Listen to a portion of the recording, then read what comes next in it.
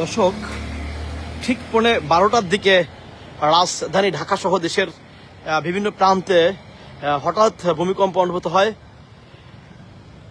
এই ভূমিকম্পটি আসলে উৎপত্তি স্থল কোথা থেকে এখনো ঠিক জানা যায়নি। আপনাদেরকে একটি কথা আগেও বলেছি, এখনো আবারও বলি, ঘন ঘন ভূমিকম্পর যে আভাস আমাদেরকে দেওয়া হচ্ছে সেটি কিন্তু আসলে বড় ধরনের ভূমিকম্প হওয়ার একটি আশঙ্কা আমরা বিভিন্ন নিউজে দেখতে পেয়েছি বা বিভিন্ন নিউজে আমরা পড়ে জেনেছি যে বিভিন্ন সময় বিভিন্ন দেশে ছোট ছোট ভূমিকম্পর ফলেই কিন্তু বড় ধরনের ভূমিকম্প হয়।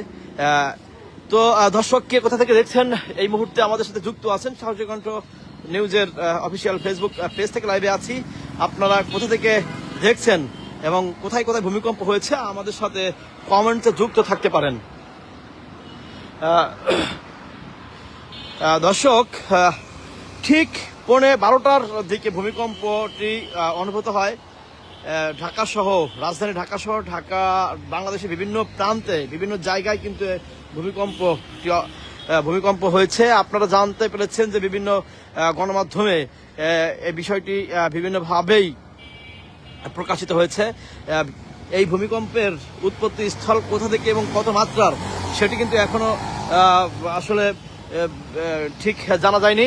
আপনারা কোথা থেকে দেখছেন এই মুহূর্তে, দেশ এবং দেশের বাইরে থেকে যারা যারা দেখছেন এবং কোথায় কোথায় ভূমিকম্প হয়েছে আমাদের সাথে অবশ্যই যুক্ত থাকতে পারেন। দর্শক, আপনাদেরকে একটি কথা বলার, যে ছোট ছোট ভূমিকম্পের আভাসের পরেই কিন্তু বড় ধরনের ভূমিকম্প কিন্তু হয়।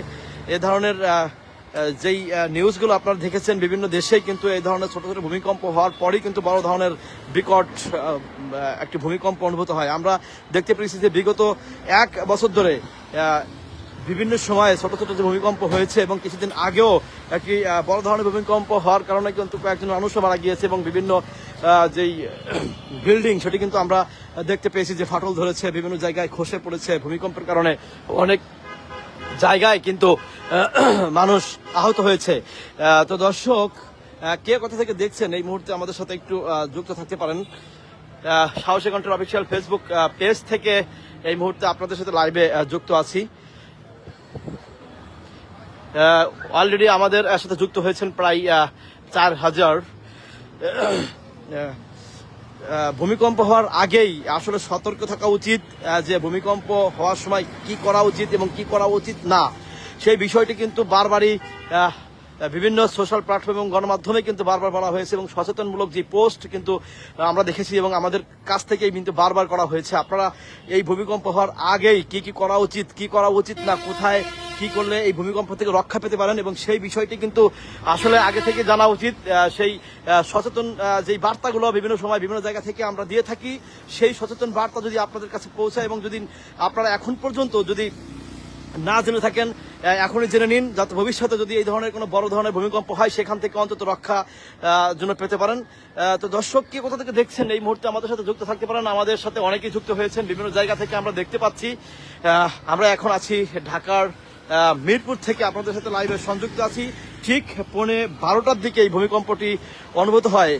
ভূমিকম্পটি আসলে কত মাত্রার এবং কোথা থেকে উৎপত্তি স্থলের উৎপত্তি কোথা থেকে হয়েছে আসলে এখনো জানা যায়নি। তবে খুব তাড়াতাড়ি হয়তো আমরা আপনাদেরকে সেই বিষয়টি এবং জানানোর চেষ্টা করব এবং কোথাও কোনো ক্ষয়ক্ষতি হয়েছে কিনা সেটাও কিন্তু জানানোর চেষ্টা করব।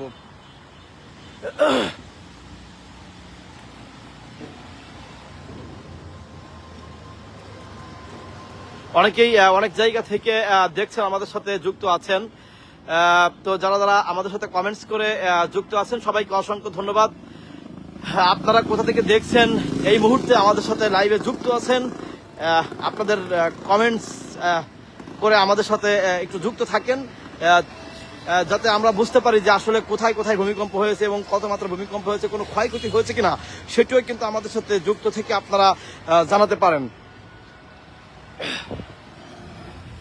তো দর্শক, আপনাদেরকে একটি কথাই বলতে চাই যে আসলে এই মুহূর্তে যারা আমাদের এই লাইভটি দেখছেন দেশ এবং প্রবাস থেকে, ভূমিকম্প হওয়ার আগে আসলে কি কি করা উচিত, কি কি করলে আসলে ভূমিকম্প থেকে অন্তত কিছুটা রক্ষা পাওয়া যায়, সেই বিষয়টি কিন্তু আসলে আপনারা সবাই জেনে নেবেন বিভিন্ন জায়গা থেকে, বিভিন্ন সোশ্যাল প্ল্যাটফর্ম থেকে, বিভিন্ন ইউটিউব, ফেসবুক এবং গুগল থেকে। আপনারা এখন সবাই সোশ্যাল প্ল্যাটফর্মেই থাকেন। তো আমাদের সাথে যারা যুক্ত আছেন সবাইকে একটি আহ্বান থাকবে, ছোট ছোট ভূমিকম্প হওয়ার পরবর্তীতে কিন্তু বড় ধরনের ভূমিকম্প হওয়ার সম্ভাবনা থাকে। সবাই সতর্ক থাকবেন। এই মুহূর্তে এখন পর্যন্ত আপনাদেরকে জানানোর চেষ্টা করছি সর্বশেষ আপডেট। পরবর্তীতে আবার হাজির হব নতুন কোনো আপডেট নিয়ে। ভালো থাকবেন।